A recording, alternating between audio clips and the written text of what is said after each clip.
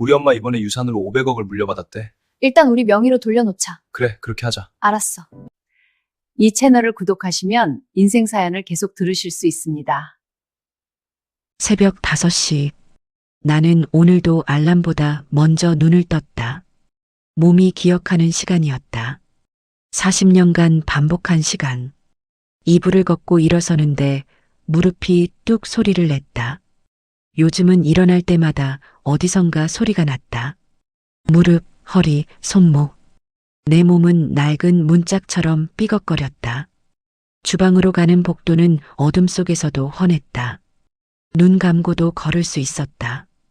40년을 같은 길을 걸었으니까. 가스레인지에 불을 켰다.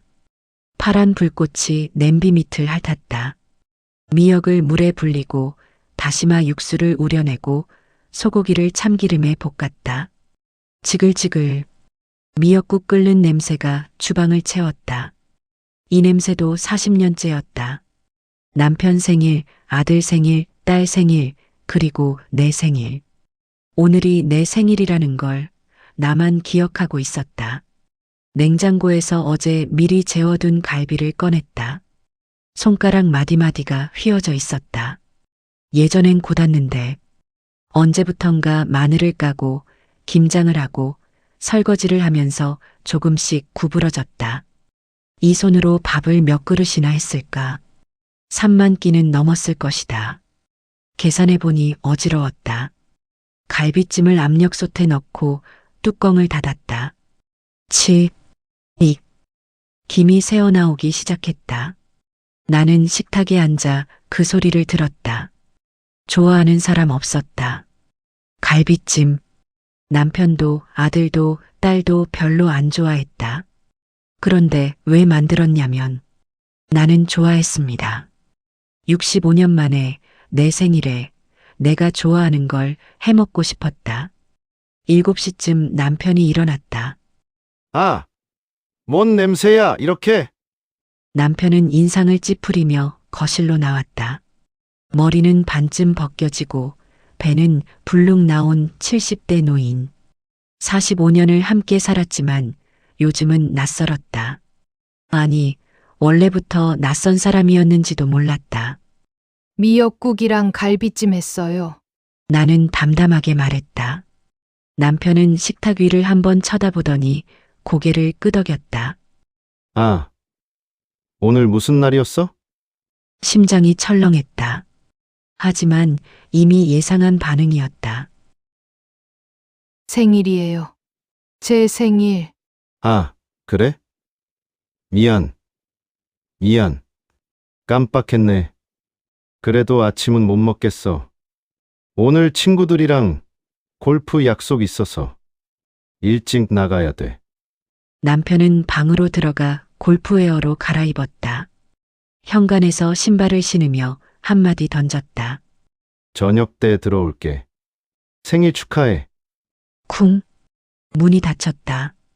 텅 빈 거실에 미역국 냄새만 남았다. 나는 휴대폰을 들었다. 혹시나 해서 카톡 알림이 2개 있었다. 딸 지수, 엄마 생신 축하드려요. 오늘 병원 스케줄이 꽉 차서 못 갈 것 같아요. 기프티콘 보냈으니까 맛있는 거 드세요. 아들 준호, 엄마 생일 축하해. 나 오늘 재판 있어서 다음에 밥 사줄게. 기프티콘 아메리카노 한 잔이었다. 나는 휴대폰을 식탁 위에 내려놓았다. 손이 떨렸다. 화가 나서 떠는 건지 슬퍼서 떠는 건지 몰랐다. 그냥 온몸이 떨렸다. 의사 딸, 변호사 아들. 친구들은 부러워했다. 명숙이 넌 복 받았다. 자식들 다 크게 됐잖아. 그래, 나는 자식 농사는 잘 지었다. 그들이 공부할 때 나는 새벽 5시에 일어나 도시락을 쌌다. 그들이 학원 갈 때 나는 택시비를 아끼려고 2 정거장을 걸었다. 그들이 대학 갈 때 나는 친정 어머니 장례비를 털어서 등록금을 냈다. 그런데 지금 그들에게 나는 뭐였을까? 연락하면 귀찮은 사람. 명절 때 의무적으로 보는 사람. 기프티콘 하나면 때울 수 있는 사람. 나는 혼자 밥상을 차렸다. 미역국, 갈비찜, 김치, 깍두기. 내가 좋아하는 것들. 65년 만에 처음으로 나를 위해 차린 상이었다. 젓가락을 들었다. 미역국을 한술 떠서 입에 넣었다. 맛이 없었다. 아니, 맛을 모르겠었다. 혀가 무뎌진 건지, 마음이 무뎌진 건지. 그냥 뜨겁고 짜고 미끄러운 액체가 목구멍으로 넘어갔다. 갈비를 집었다. 고기가 부드럽게 찢어졌다. 3시간을 푹 삶았으니까. 하지만 씹어도 맛이 안 났다. 나는 젓가락을 내려놓았다. 그리고 처음으로 혼자 생일상 앞에서 엉엉 울었다. 소리내서 울지는 않았다. 누가 들을까봐. 옆집에서 들을까봐. 아직도 나는 남의 눈치를 봤다. 그냥 어깨만 들썩거렸다. 눈물만 주르륵 흘렀다. 왜 이렇게 됐을까? 나는 뭘 잘못한 걸까? 한참을 울다가 화장실에 갔다. 세면대 위 거울을 봤다. 낯선 노파가 거기 있었다. 희끗희끗한 머리. 파마는 한지 오래됐는지 푸석푸석했다. 주름이 잔뜩 진 얼굴. 눈과 입과 이마. 지도처럼 금이 가 있었다. 푸석한 피부. 화장기 없는 맨 얼굴은 흑빛이었다. 이게 나였다. 22살 때 나는 예뻤다. 진짜로. 거울 보는 게 좋았다. 그때는 꿈이 있었다. 의상 디자이너가 되고 싶었다. 옷 만드는 게 좋았다. 천을 만지는 게 좋았다. 그런데 24살에 결혼했다. 어머니가 좋은 집안이라며 맞선을 주선했다. 남편은 은행원이었다. 안정적이었다. 시어머니는 까다로웠지만 며느리가 참아야지 라고 했다. 그래서 참았다. 25에 딸을 낳았다. 애 키우면서 무슨 일을 해? 엄마가 집에 있어야지. 그래서 꿈을 접었다. 27에 아들을 낳았다. 아들 농사가 중요해. 잘 키워야 돼. 그래서 더 열심히 키웠다. 30, 40, 50. 시간은 쏜살같이 흘렀다. 어느새 60이 넘었다. 거울 속 노파를 보며 나는 생각했다. 박명숙은 어디로 갔을까? 22살의 그 여자는 어디로 사라졌을까? 나는 거울에 대고 속삭였다. 명수가 넌 여기 있니? 거울 속 노파의 입만 달싹거렸다. 너 아직 살아있어? 대답은 없었다. 나는 천천히 손을 들어 거울에 손바닥을 댔다. 차가웠다.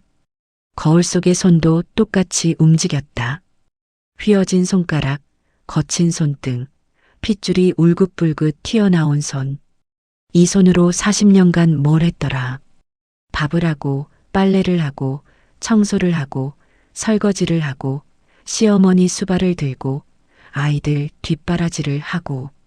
그런데 정작 나를 위해서는 한 번도 없었다. 거실로 나왔다. 식탁 위에는 식은 미역국과 갈비찜이 그대로 있었다. 나는 그 앞에 섰다. 그리고 처음으로 느꼈다. 가슴 밑바닥에서 뭔가 끓어오르는 걸. 슬픔도 아니고 분노도 아니고 그냥 뜨거운 뭔가였다. 마그마처럼 용암처럼 40년간 꾹꾹 눌러 담아뒀던 게 치밀어 올랐다. 나는 주먹을 쥐었다. 손톱이 손바닥에 박혔다. 아팠다. 근데 이상하게도 이 아픔이 오히려 생생했다. 나는 살아있구나. 65해 만에 처음으로 나는 내가 살아있다는 걸 느꼈다. 창밖으로 저녁 노을이 보였다. 붉게 타오르다 지는 해. 사람들은 저녁 노을을 보며 끝을 떠올렸다. 하루의 끝, 인생의 저물녘. 하지만 나는 달랐다. 지는 해는 다시 뜬다. 내일 아침이면 저 해는 다시 동쪽에서 타오를 것이다. 나는 천천히 중얼거렸다. 나도 다시 뜰 수 있을까? 그날 처음으로 알았다. 내 인생에서 가장 조용히 죽어가고 있던 사람이 바로 나였다는 걸. 그리고 나는 죽고 싶지 않았다. 아직은. 그날 나는 처음으로 깨달았다. 내 이름이 집에서 사라졌다는 걸. 생일이 지나고 일주일쯤 지났을 때였다. 나는 설거지를 하고 있었다. 점심 먹고 남은 그릇들. 혼자 먹은 밥이라 그릇이 많지 않았다. 스테인리스 수세미로 그릇을 문지르는데 휴대폰이 울렸다. 모르는 번호였다. 여보세요? 박명숙님 되십니까? 여기 경기도 안양시청 토지관리과입니다. 심장이 쿵했다. 시청? 토지? 네, 제가 박명숙인데요. 아, 네. 박명숙님 소유로 등재된 안양시 만안구 소재 토지 관련해서 연락드렸습니다. 혹시 석수동산 2사에 3번지 아시죠? 석수동. 어머니 산소 근처였다. 돌아가시기 전에 어머니가 내 이름으로 넘겨주신 땅. 네, 알아요. 해당 지역이 3기 신도시 개발구역에 편입됐습니다. 보상금 협의 건으로 연락드렸는데 시간 되실 때 한번 구청으로 방문해 주시겠습니까? 보상금이요? 네. 대략 감정가 기준으로 한 500억 원 정도 예상됩니다. 손에 들고 있던 그릇이 싱크대에 떨어졌다. 딸그랑. 깨지지는 않았다. 500억 원이요? 네. 정확한 금액은 측량 후에 확정되지만 그 정도로 보시면 됩니다. 통화를 끊고 나는 한참을 멍하니 서 있었다. 500억. 30년간 묻어뒀던 땅. 어머니가 돌아가시면서 쥐어주셨던 마지막 선물. 명수가 이건 내 이름으로 해놨다. 힘들 때 쓰렴. 그때 어머니 손이 얼마나 따뜻했던가. 그 따뜻함이 30년 만에 500억이 되어 돌아왔다. 나는 주저앉아서 울었다. 어머니, 저 잘 살 수 있을 것 같아요. 그런데 이상한 일이 벌어지기 시작했다. 이틀 뒤 딸 지수에게서 전화가 왔다. 엄마, 오늘 진료 일찍 끝나서 저녁 같이 먹을래? 나는 휴대폰을 귀에서 떼고 한 번 더 확인했다. 딸 지수가 맞았다. 내 딸. 그래. 좋지. 엄마가 좋아하는 갈비집 예약했어. 6시에 만나. 저녁에 나간 식당에서 지수는 웃으며 고기를 구워줬다. 엄마, 요즘 건강은 어때? 어디 아픈 데 없어? 아니, 괜찮아. 그래도 나이가 있으시잖아. 이번에 건강검진 예약해드릴게. 서울대병원 VIP로. 그럴 필요 없는데. 무슨 소리야? 엄마 건강이 제일 중요하지. 지수는 내 손을 잡았다. 따뜻했다. 하지만 왜일까? 가슴 한편이 무거웠다. 사흘 뒤 아들 준호가 집에 왔다. 엄마, 있어? 응, 왜?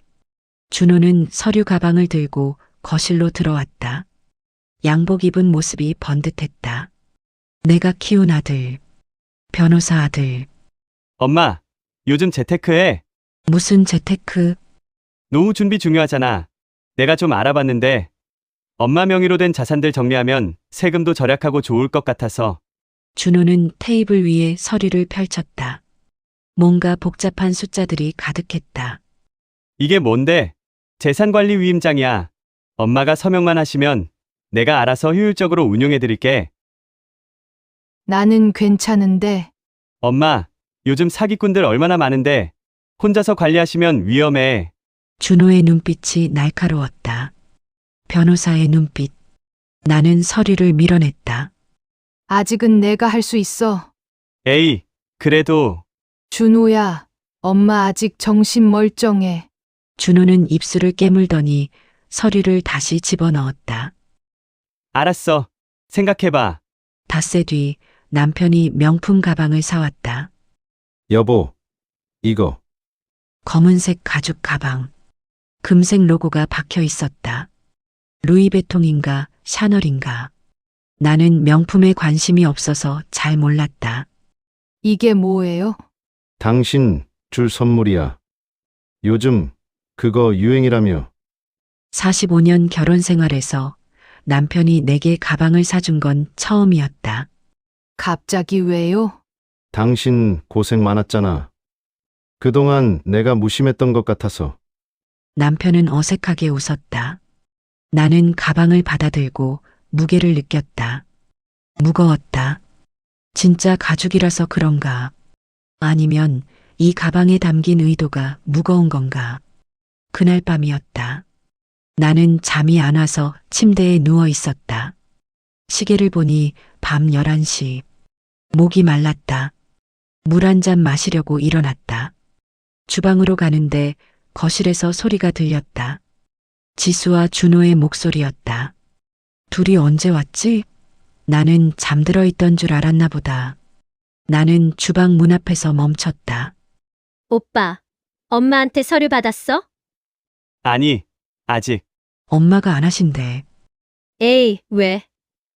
우리가 도와주겠다는 건데. 나는 숨을 죽였다. 근데 지수야, 진짜 500원 맞대?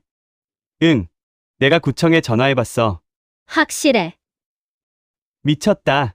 500억이면 준호의 목소리가 낮아졌다. 그 돈 엄마 혼자 관리 못하잖아. 심장이 쿵 내려앉았다. 맞아. 요즘 사기꾼들 얼마나 많은데 엄마 연세도 있으시고 그러니까. 일단 우리 명의로 돌려놓는 게 안전해. 엄마는? 엄마는 준호가 잠시 말을 멈췄다. 프리미엄 요양원 있잖아. 분당에. 거기 시설 되게 좋다며? 숨이 막혔다. 아, 거기. 친구 부모님이 거기 계시던데 시설 진짜 좋대. 1대1 케어에 식사도 호텔급이고. 그치? 엄마도 편하실 거야. 우리가 매일 찾아뵐 수도 없고 전문가들이 케어해드리는 게 낫지. 그럼 오빠가 얼마 가져갈 거야? 반반 하자.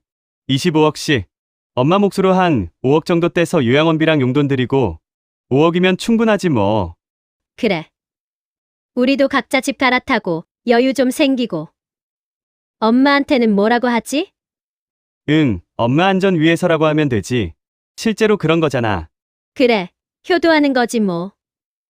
둘이 낄낄 웃었다. 나는 벽에 등을 기댔다.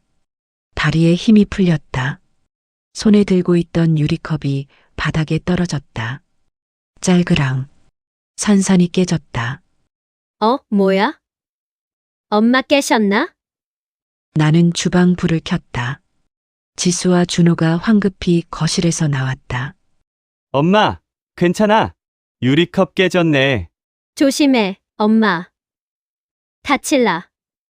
둘은 친절하게 깨진 유리를 치웠다. 나는 그들을 보았다. 내 딸, 내 아들.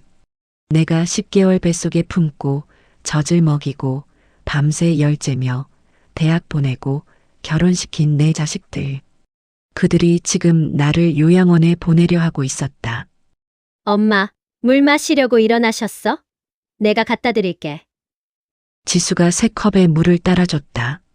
나는 그 물을 마셨다. 목구멍으로 넘어가는 물이 유리 조각처럼 날카로웠다. 그 다음 날, 남편이 서재에서 통화하는 소리가 들렸다. 나는 복도에서 걸음을 멈췄다. 응. 그 돈 들어오면 말이야. 남편의 목소리가 들렸다. 나도 이제 내 사업 좀 할 수 있을 것 같아. 젊었을 때 못했던 거 있잖아. 누구랑 통화하는 거지? 제주도 카페. 좋지. 당신이랑 거기서 시작해보자. 바다 보이는 대로. 심장이 또 한 번 쿵 내려앉았다. 응. 조금만 기다려. 처리할 게 좀 있어서.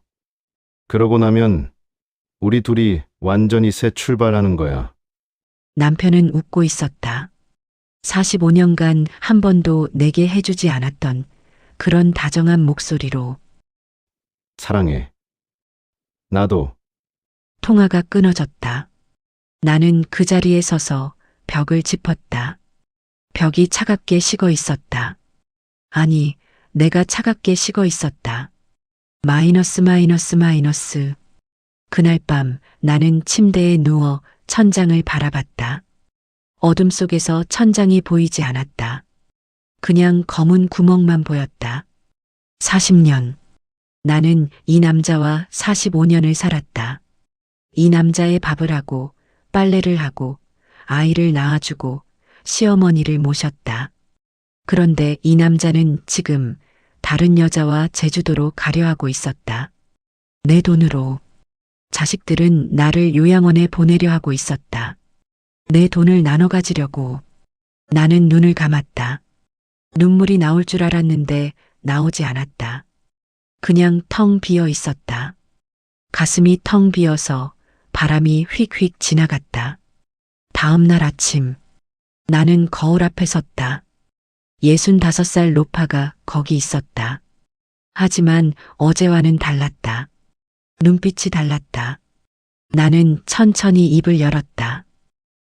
명수가 거울 속 여자가 나를 봤다. 이제 알겠니? 거울 속 여자가 고개를 끄덕였다. 자식과 남편은 더 이상 내 가족이 아니야. 이제 남이야. 나는 휴대폰을 꺼내서 메모를 열었다. 그리고 썼다. 해야 할 일. 하나, 새로운 변호사 만나기.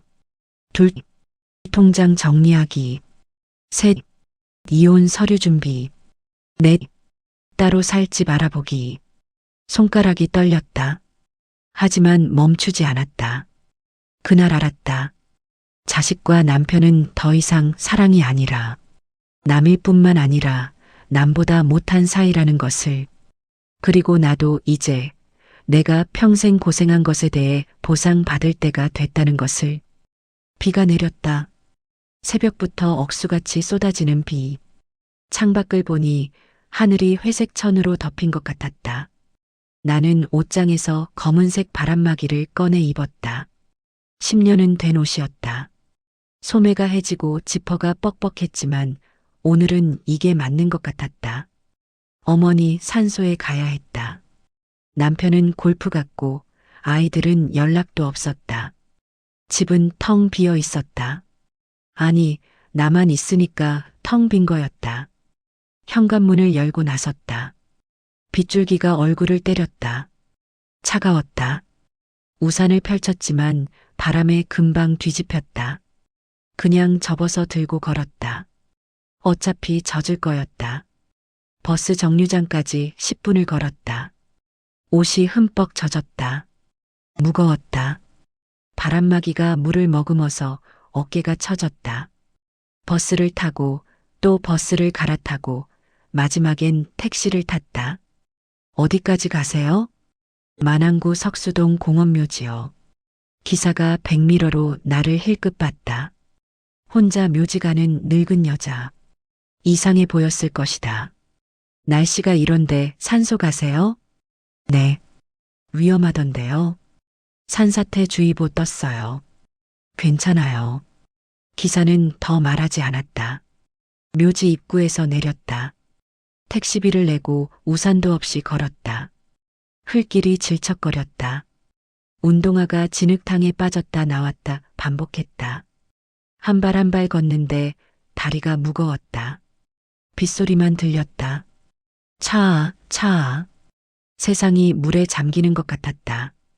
어머니 산소는 언덕 중간쯤에 있었다. 소나무 두 그루 사이. 비석이 비에 젖어 반들거렸다. 박정희 지묘. 어머니 이름. 나는 무릎을 꿇었다. 젖은 흙이 무릎에 스며들었다. 차가웠다. 엄마. 목소리가 떨렸다. 엄마 나왔어. 비석을 손으로 쓸었다. 차가운 돌. 어머니는 차가운 돌 아래 누워 있었다. 엄마, 저 잘 살았나요? 눈물이 났다. 착하게 살았나요? 엄마 말 잘 들었나요? 빗물과 눈물이 섞였다. 그런데 왜 이렇게 아픈가요? 나는 비석에 이마를 댔다.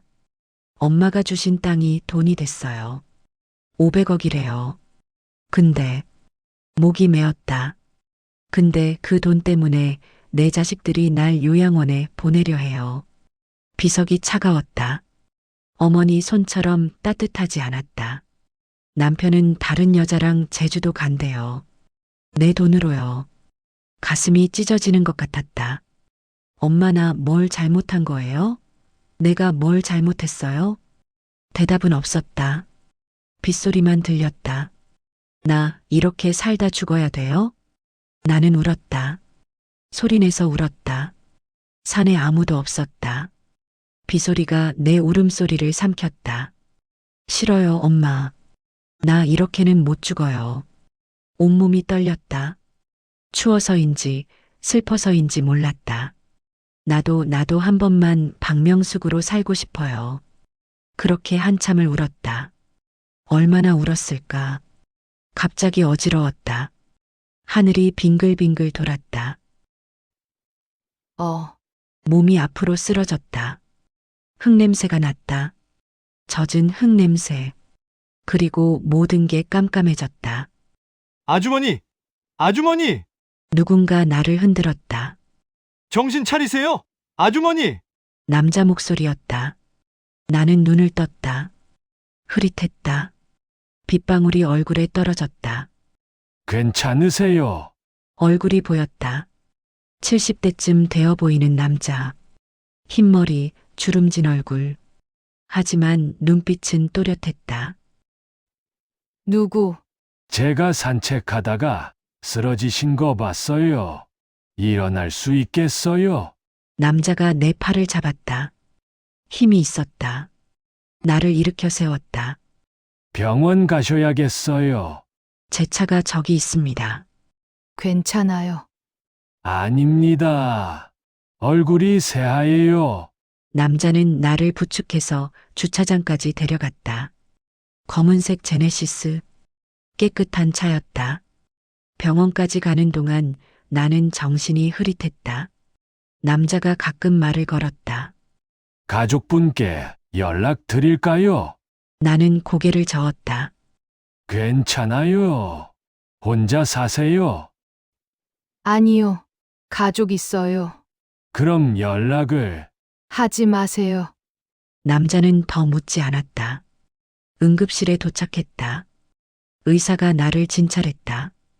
혈압을 재고 심전도를 찍고 피를 뽑았다. 탈수 증세가 있으시네요. 링거 맞으세요. 침대에 누워 링거를 맞았다. 투명한 액체가 줄을 타고 내 몸속으로 들어갔다. 남자는 옆에서 기다렸다. 고맙습니다. 나는 작은 목소리로 말했다. 아닙니다. 당연한 건데요. 성함이 강일도입니다. 저는 박명숙이에요. 네, 명숙 씨. 강일도는 의자에 앉아서 기다렸다. 자기 일처럼 링거를 다 맞고 의사가 다시 왔다. 젊은 여자 의사였다. 박명숙님, 혈액 검사 결과가 나왔는데요. 네. 수치가 좀 정상 범위를 벗어난 게 있어서요. 심장이 쿵했다. 뭐가요? 간 수치하고 신장 수치가 높아요. 그리고 종양 표지자 수치도 좀 높고요. 종양 표지자요? 네. 암 같은 걸 의심해 볼 수 있는 수치인데 물론 확정은 아니에요. 정밀 검사를 해봐야 해요. 세상이 멈췄다. 암이요? 아직 확정은 아니에요. 근데 정밀 검사는 받아보시는 게 좋을 것 같아요. 일주일 뒤에 예약 잡아드릴까요? 나는 고개를 끄덕였다. 의사가 나갔다. 나는 천장을 봤다. 하얀 천장. 형광등이 눈부셨다. 암. 죽는다는 뜻이었다. 그런데 이상했다. 두렵지 않았다. 오히려 속이 시원했다. 아, 이제 끝나는구나. 병원을 나왔다. 비는 그쳤다. 강일도가 물었다. 괜찮으세요? 검사 결과가. 별거 아니래요. 거짓말이었다. 하지만 이 사람한테 내 병을 털어놓고 싶지 않았다. 그럼 됐네요. 차로 모셔다 드릴게요. 아니에요. 괜찮아요. 아닙니다. 집까지 모셔드리겠습니다. 강일도는 고집이 셌다. 차 안에서 나는 창밖을 봤다. 비 온 뒤 하늘은 맑았다. 구름이 걷히고 햇살이 비쳤다. 명숙 씨, 강일도가 말했다. 제가 주제 넘게 여쭤봐도 될까요? 뭐요? 왜 비 오는데 혼자 산소에 가신 거예요? 나는 한참 말이 없었다. 그러다 입을 열었다. 외로워서요. 외로워서요? 네. 세상에서 제일 외로워서 엄마한테 가고 싶었어요. 강일도는 잠시 운전만 했다. 그러다 말했다. 저도 외롭습니다. 네, 제 아내는 10년 전에 세상 떠났어요. 자식들은 있지만 연락은 별로 없죠. 제가 재산이 좀 있거든요. 젊었을 때 무역업으로 돈 좀 벌었어요. 그런데 아내 죽고 나서 자식들이 갑자기 잘해주더라고요. 나는 강일도를 봤다. 그래서 알았죠. 얘들이 날 사랑해서가 아니라 내 돈을 사랑한다는 걸. 그래서요? 다 정리했어요. 10년 전에 재산 다 사회에 기부하기로 하고 제 몫만 남겼어요. 자식들은요? 화났죠. 한동안 연락 안 했어요. 지금은 가끔 연락해요. 돈 포기한 대신 진짜 아빠로 대해주더라고요. 나는 말이 없었다. 명숙 씨, 혹시 비슷한 일 겪으셨어요? 나는 고개를 끄덕였다. 네. 그럼 아시겠네요. 외로움보다 무서운 게 배신이라는 거. 맞았다. 외로움은 견딜 수 있었다. 혼자여도 괜찮았다. 하지만 배신은 달랐다. 가장 사랑하는 사람들한테 배신당하는 건 심장을 도려내는 것 같았다. 집 앞에 도착했다. 감사합니다. 강 선생님. 아닙니다. 명함 드릴게요. 혹시 필요한 일 있으면 연락하세요. 강일도가 명함을 건넸다. 깔끔한 명함이었다. 강일도 스윙스 트레이딩 대표. 저도 외로운 사람이라서요. 말 상대 필요하면 언제든 연락하세요. 나는 명함을 받아들었다. 고맙습니다. 집으로 들어왔다. 텅 비어 있었다. 역시 아무도 없었다. 나는 화장실로 갔다. 거울을 봤다. 젖은 머리, 창백한 얼굴, 핏기 없는 입술. 죽어가는 사람 같았다. 아니, 진짜로 죽어가고 있었다. 암일 수도 있다고 했으니까. 나는 거울 속 나를 봤다. 명수가, 거울 속 여자가 나를 봤다. 넌 이대로 죽을 거야? 거울 속 여자가 고개를 저었다. 아니, 나는 천천히 말했다. 나는 안 죽어. 아직은. 가슴 속에서 뭔가 타올랐다. 뜨거웠다.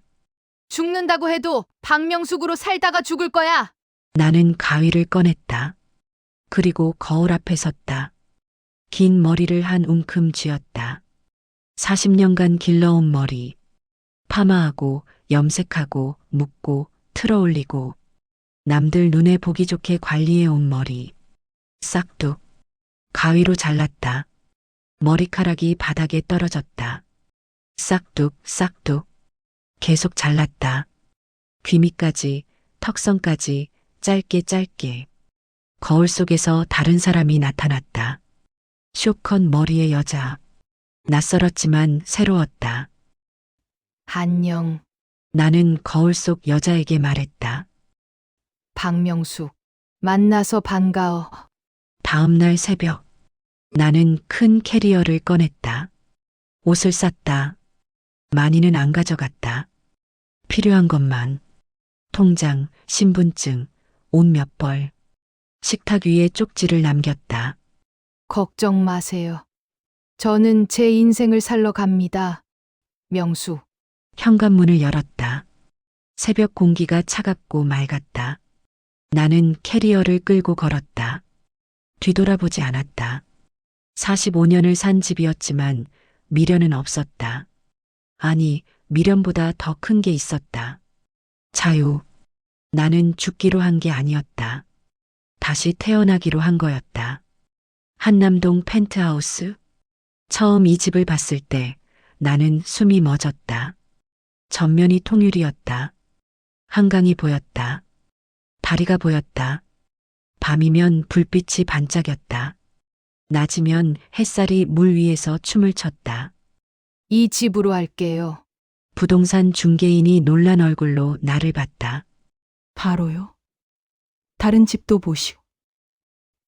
아니요. 이 집이요. 평생 남의 집에서 살았다. 시댁, 그리고 남편 이름으로 된 집. 이제는 내 이름으로 된 집에서 살고 싶었다. 이사한 첫날 밤, 나는 발코니에 섰다. 한강이 검게 흘렀다. 다리 위로 차들이 지나갔다. 빨간 불빛, 하얀 불빛. 살아 움직이는 도시. 손에 와인 잔을 들었다. 마트에서 산 싼 와인이었지만 맛있었다. 아니, 맛이 어떤지는 모르겠었다. 그냥 이 순간이 좋았다. 65년 만에 처음으로 나는 혼자였다. 무서워야 했다. 외로워야 했다. 근데 이상했다. 평온했다. 65에 새 출발이라니. 혼잣말이 새어나왔다. 누가 들으면 미쳤다고 할 것이다. 늙은 여자가 무슨 새 출발이냐고. 하지만 상관없었다. 이건 내 인생이었다. 이틀째 되는 날 나는 거울 앞에 섰다. 그때 급하게 자른 머리가 삐죽삐죽했다. 어설펐다.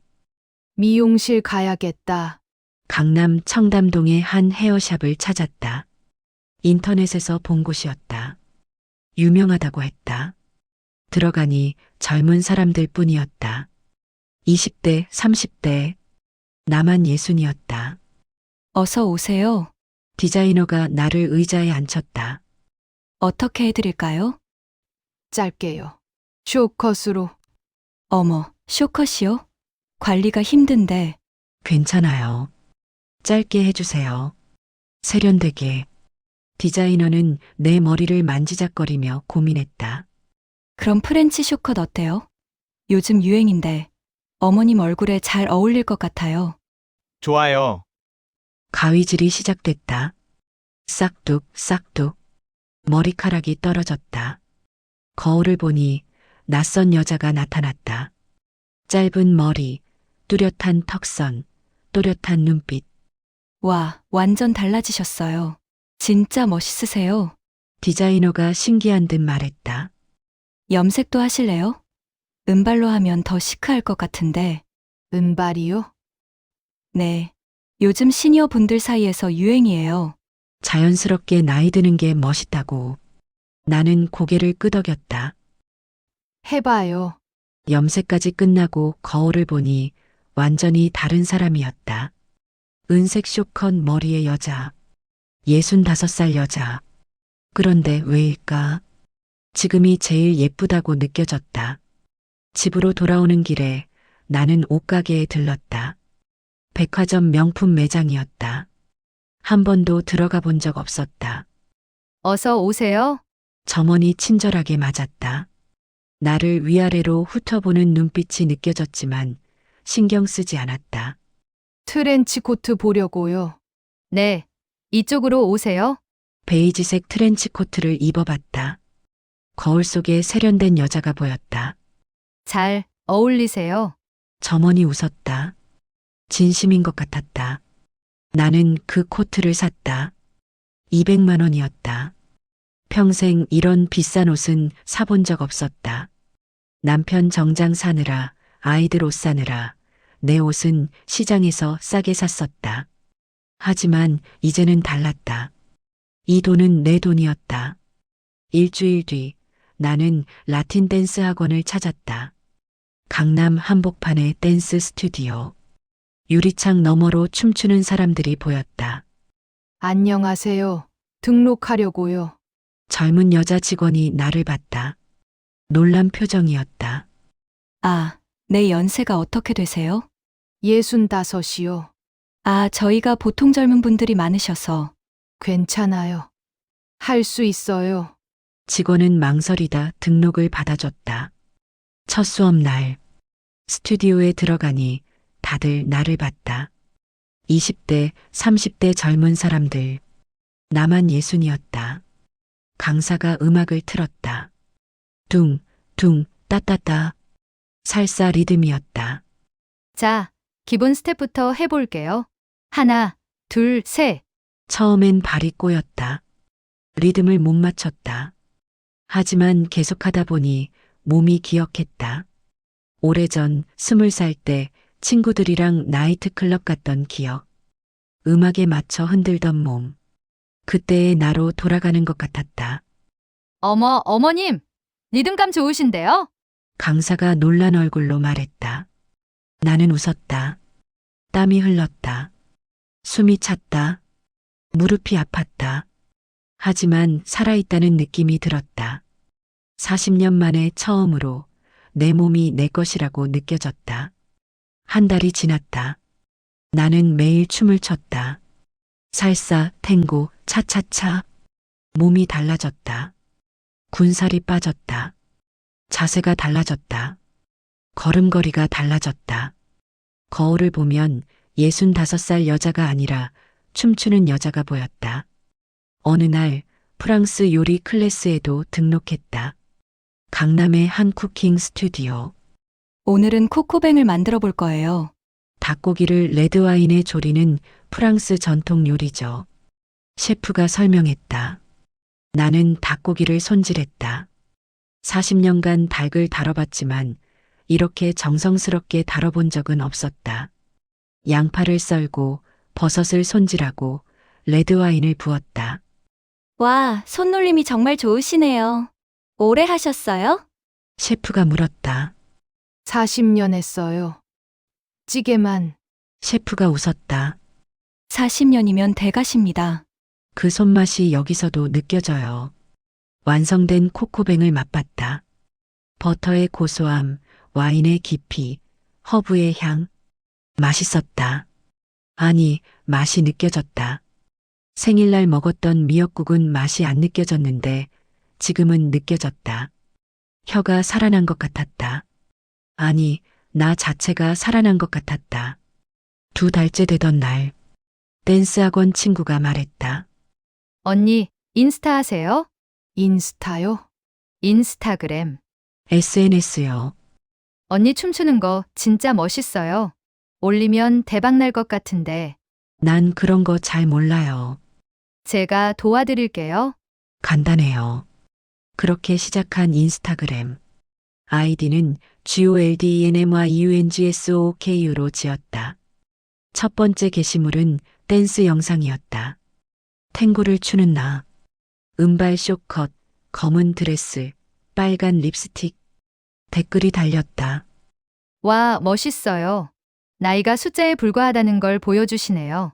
저도 용기 얻어요. 이틀 만에 팔로워가 1000명이 됐다. 일주일 만에 10,000명. 한 달 만에 10만 명. 나는 유명해졌다. 신비로운 골드 시니어라는 별명이 붙었다. 신기했다. 평생 누구 엄마로 불리다가 이제는 골든 명숙으로 불렸다. 하지만 유명세가 좋아서 계속한 건 아니었다. 그냥 이 모든 게 낯설고 짜릿했다. 댓글 하나하나가 신기했다. 언니, 저도 50인데 용기 얻어요. 엄마한테 보여드렸어요. 엄마도 울면서 보셨어요. 65이 새 출발이라니 감동이에요. 모르는 사람들이 나를 응원했다. 평생 가족한테도 응원받아 본 적 없는데 모르는 사람들이 응원해줬다. 이상했다. 이게 외로움의 반대였다. 어느 날 강일도한테서 전화가 왔다. 명숙 씨, 차 한잔 어때요? 좋아요. 우리는 한강공원 카페에서 만났다. 강일도는 신문을 보다가 나를 보고 깜짝 놀랐다. 명숙 씨, 완전히 달라지셨네요. 그래요? 아, 네. 그때 산소에서 쓰러지셨을 때랑은 완전 다른 사람 같아요. 나는 웃었다. 저도 그래요. 거울 볼 때마다 낯설어요.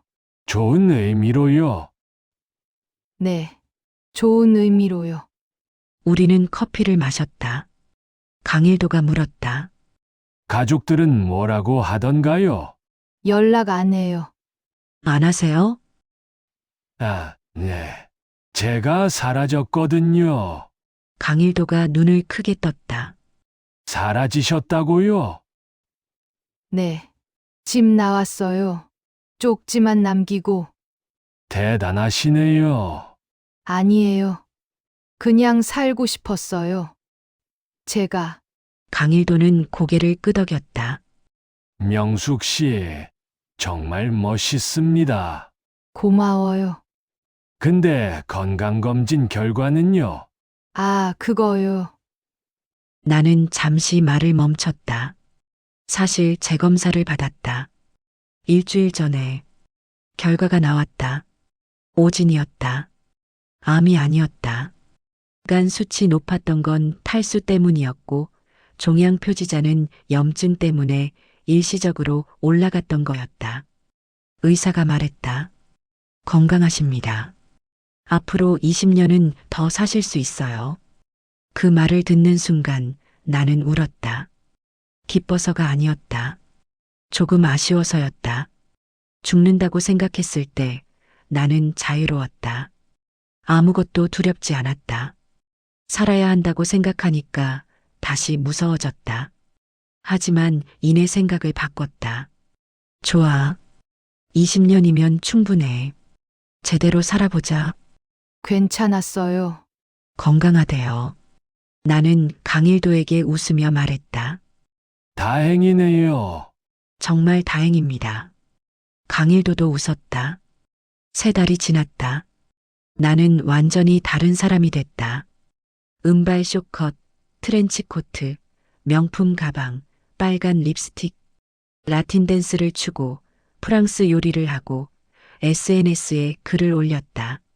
사람들이 말했다. 명숙 언니 완전 변했어요. 하지만 나는 알았다. 변한 게 아니었다. 22살 때 꿈꿨던 나로 돌아온 거였다.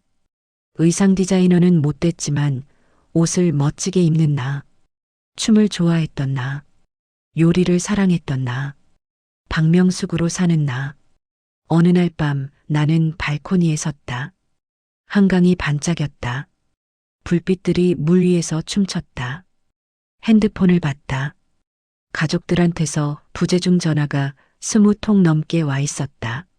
메시지도 수십 개. 딸 지수, 엄마 어디 있어? 연락 좀 해.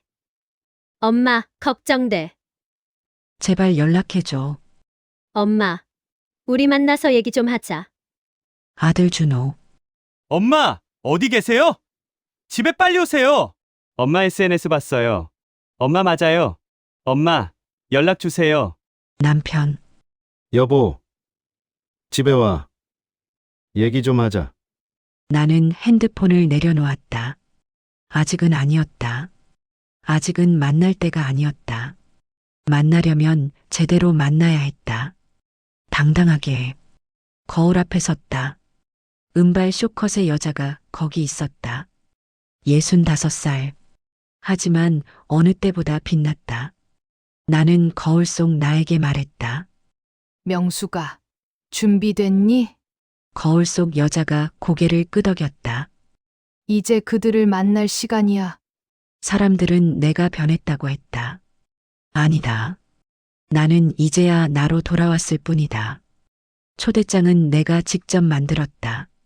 크림색 고급 용지에 금박 글씨. 깔끔하고 우아했다. 가족 여러분께 중요한 말씀이 있어 초대합니다. 일시 11월 15일 토요일 오후 7시. 장소 서울 시구니엘 호텔 81층 레스토랑. 명숙. 우편으로 보냈다. 카톡이나 문자가 아니라 정식 초대장으로. 사흘 뒤 남편한테서 전화가 왔다.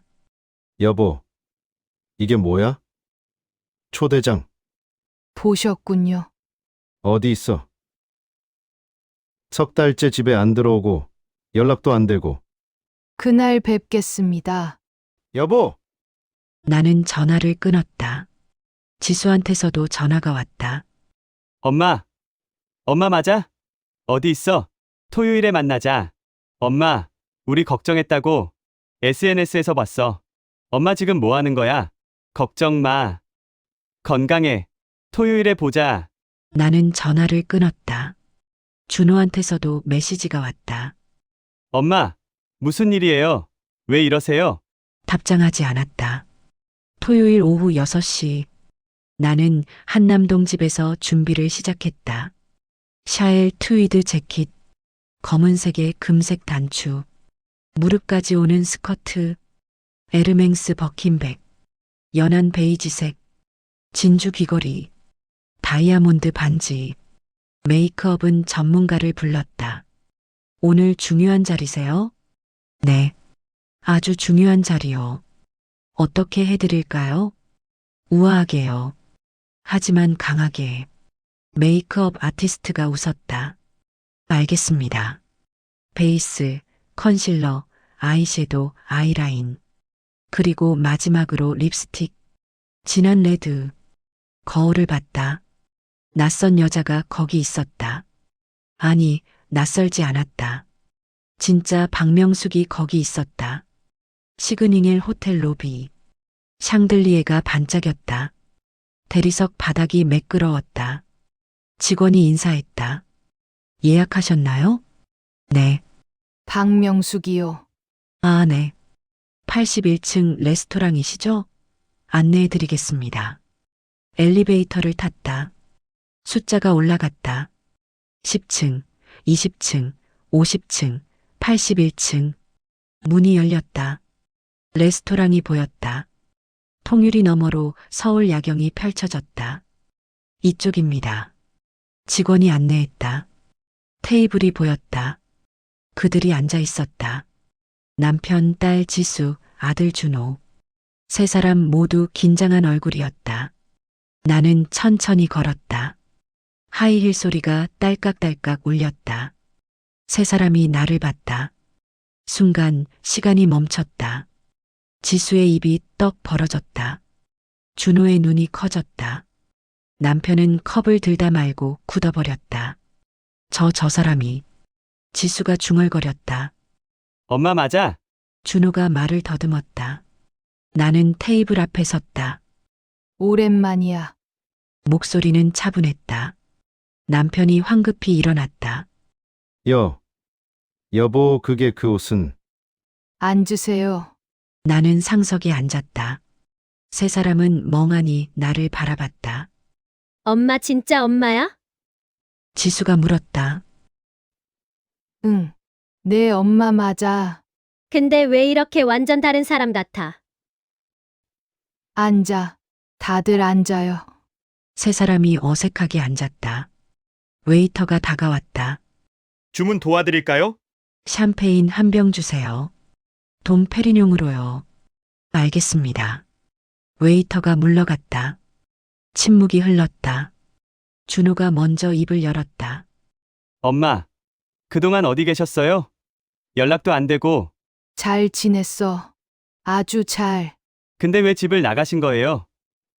우리 걱정했잖아요. 나는 준호를 봤다. 걱정. 진짜로? 준호가 당황한 얼굴로 지수를 봤다. 지수가 끼어들었다. 엄마, 우리 진짜 걱정했어.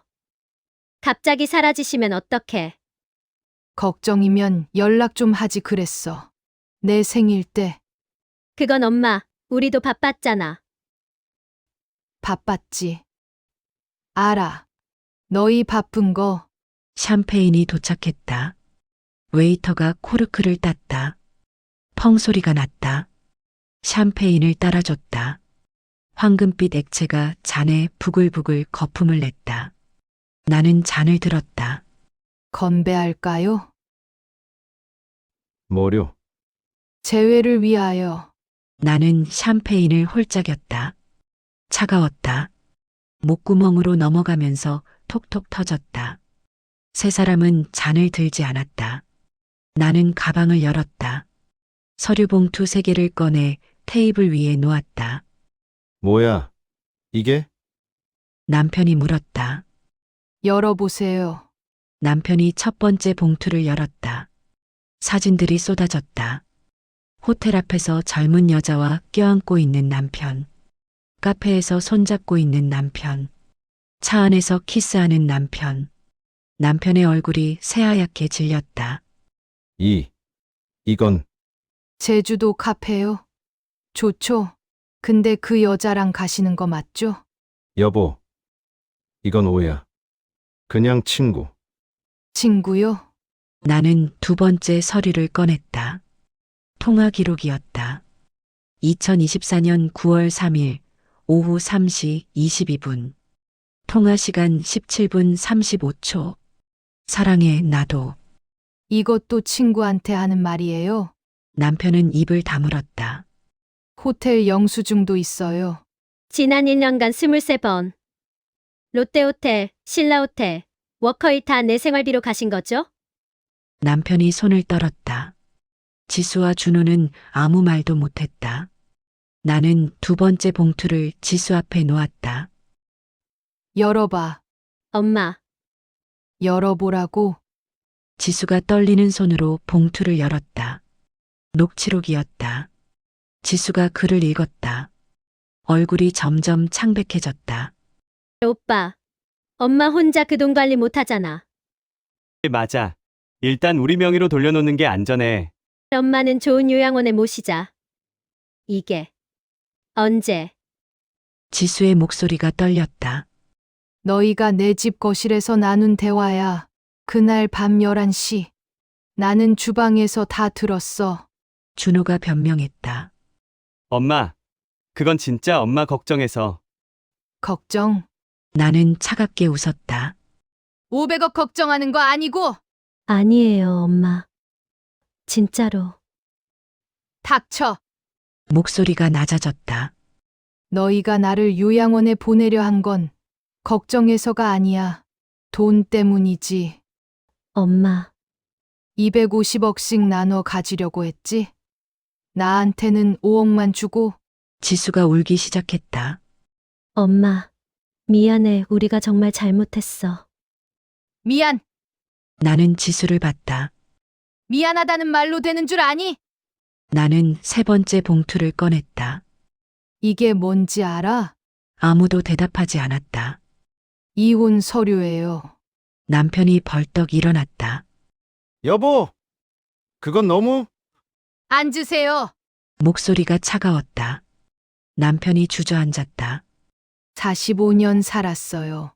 당신이랑 45년간 밥하고 빨래하고 청소하고 시어머니 모시고 아이 키웠어요.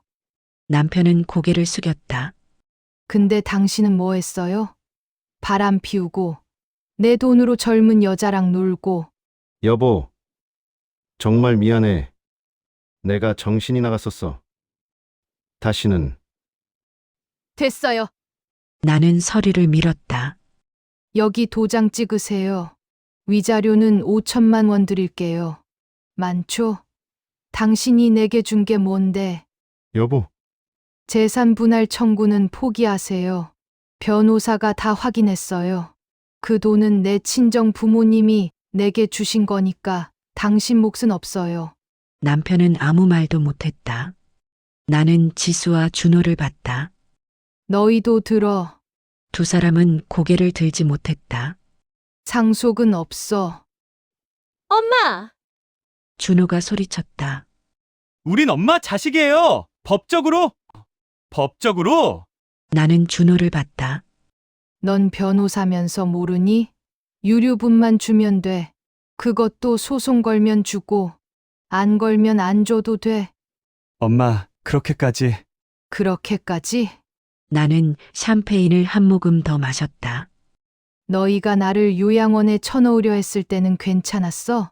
지수가 울었다. 엄마. 우리 정말 잘못했어. 다시는 안 그럴게. 제발. 늦었어. 나는 가방을 닫았다. 내가 살아생전 쓰고 남는 거 있으면 사회에 기부할 거야. 너희 몫은 없어. 준호가 주먹을 쥐었다. 엄마, 이건 너무한 거 아니에요?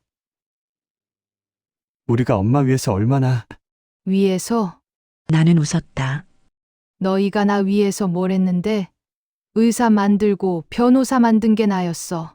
밤새 도시락 싸고 학원비 대고 등록금 낸 게 나였어. 그건 너희는 나한테 뭘 해줬어? 생일에 기프티콘 보낸 거?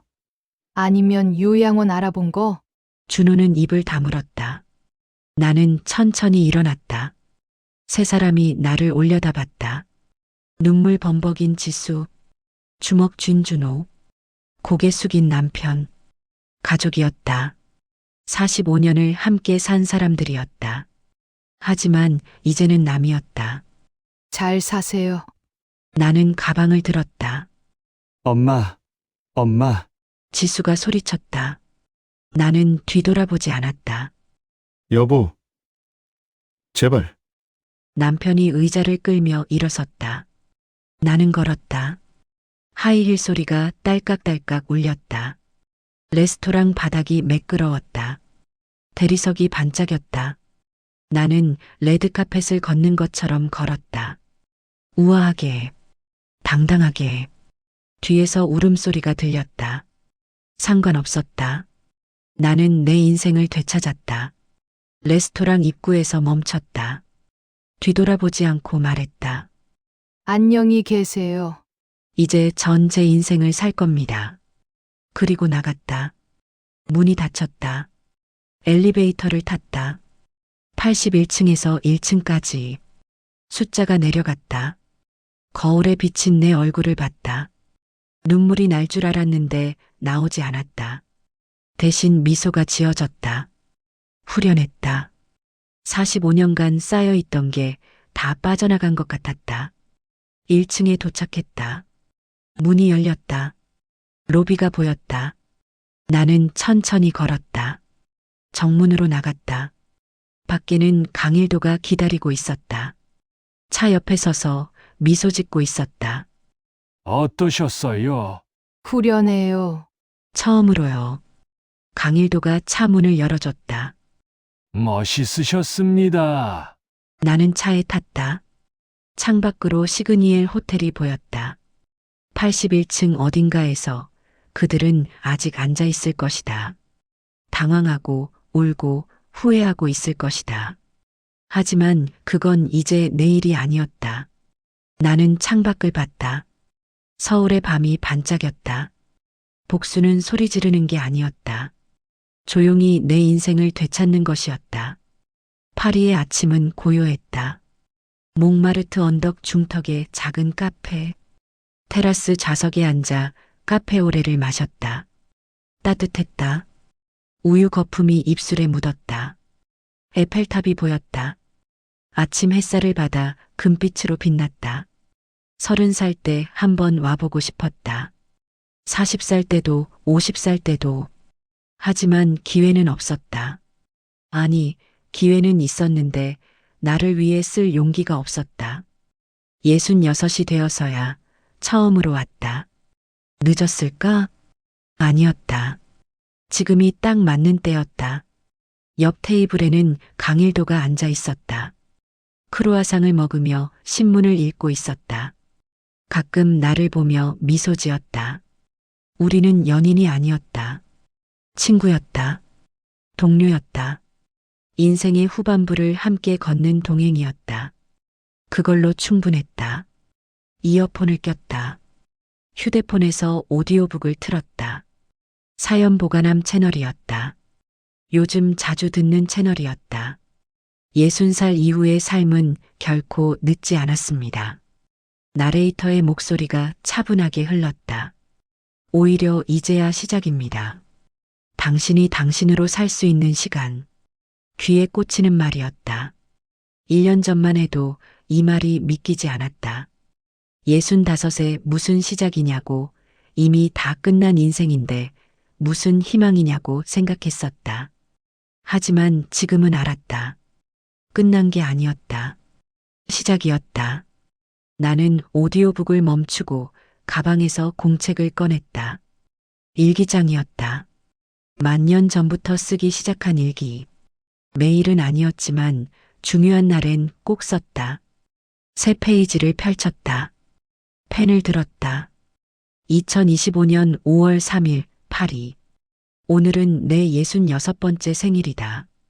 작년 이맘때와는 너무나 다른 하루다. 작년엔 혼자 미역국을 끓이며 울었다. 올해는 파리에서 크루아상을 먹으며 웃는다. 친정엄마, 저 잘 살고 있어요. 엄마가 주신 마지막 선물로 제 인생을 되찾았어요. 돈이었어요, 결국. 그 돈 때문에 가족들이 날 배신했지만 역설적으로 그 돈이 나를 자유롭게 했어요. 손을 멈췄다. 창밖을 봤다. 파리 거리를 사람들이 걸어갔다. 커플, 가족, 혼자 걷는 사람. 모두 각자의 삶을 살고 있었다. 나도 이제 내 삶을 살고 있었다. 한 달 전 일이 떠올랐다. 지수한테서 영상통화가 왔었다. 받을까 말까 고민하다가 받았다. 화면 속에 지수가 있었다. 눈이 퉁퉁 부어 있었다.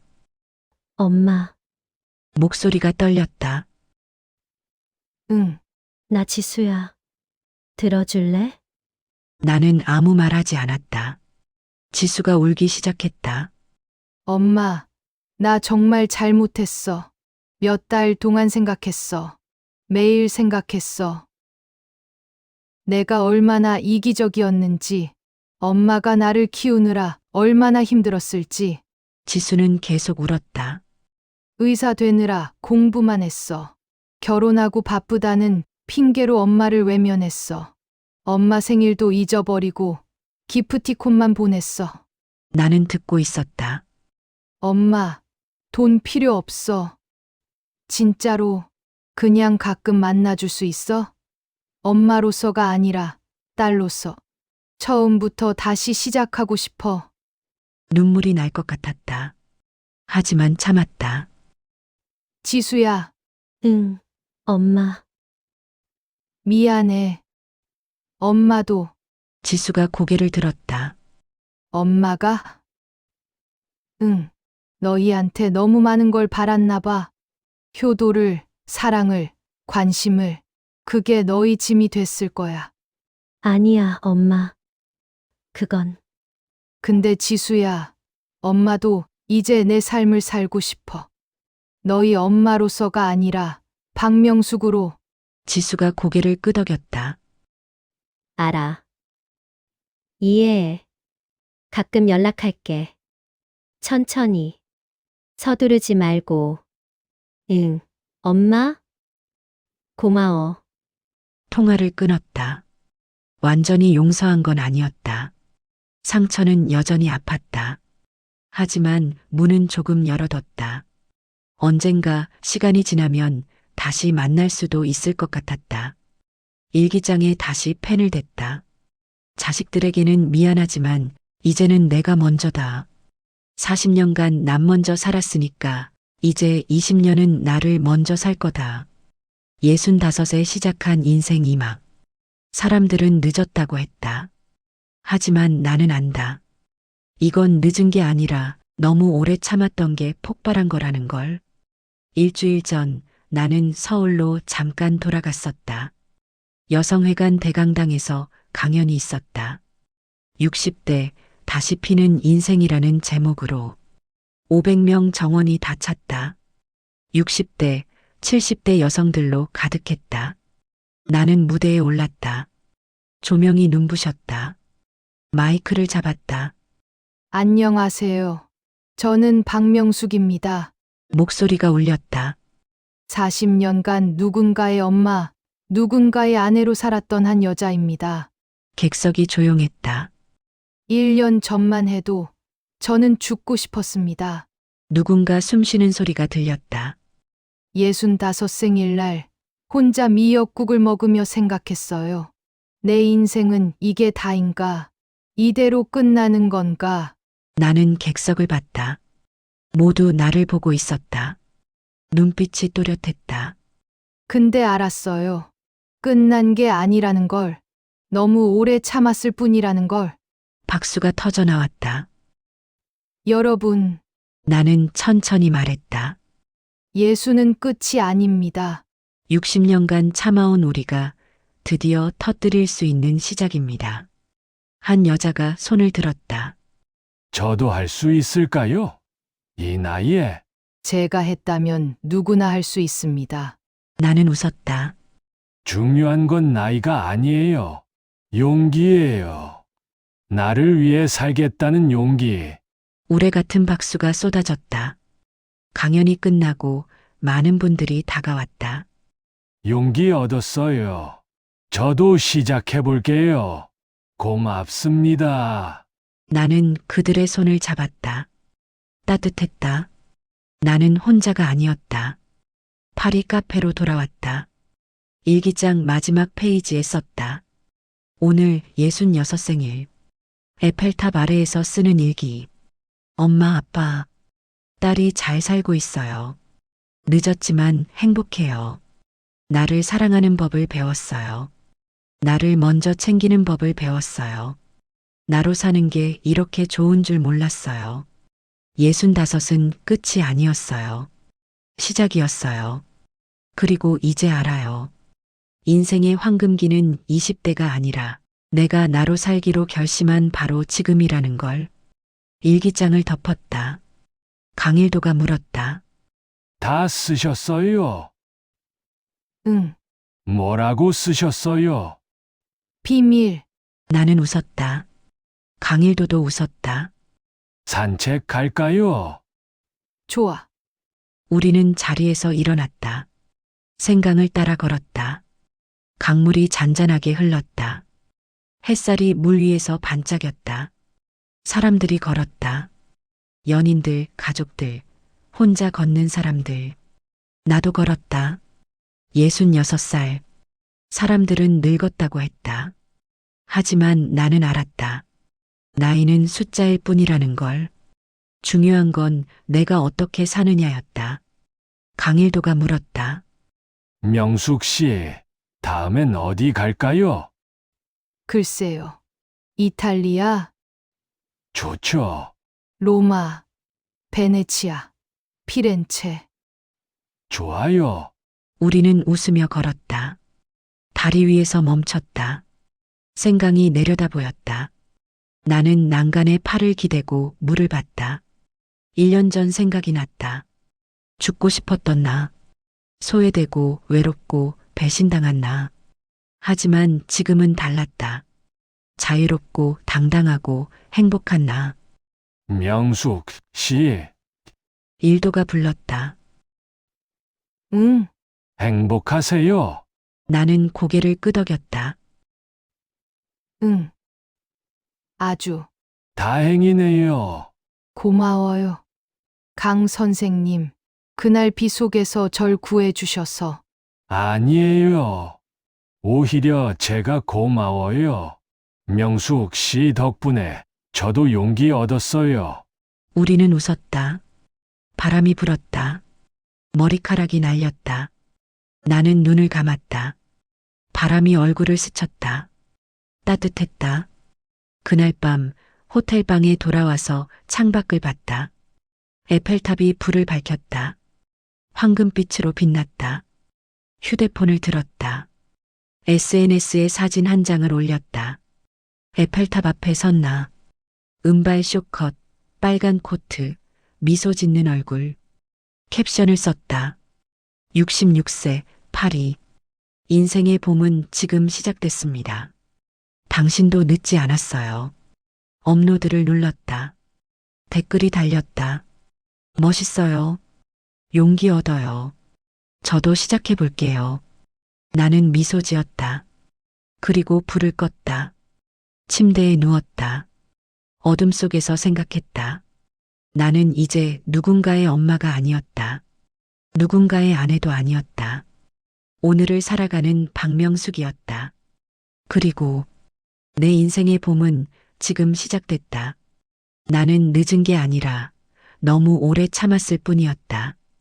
당신도 이제 당신 이름으로 살아도 됩니다.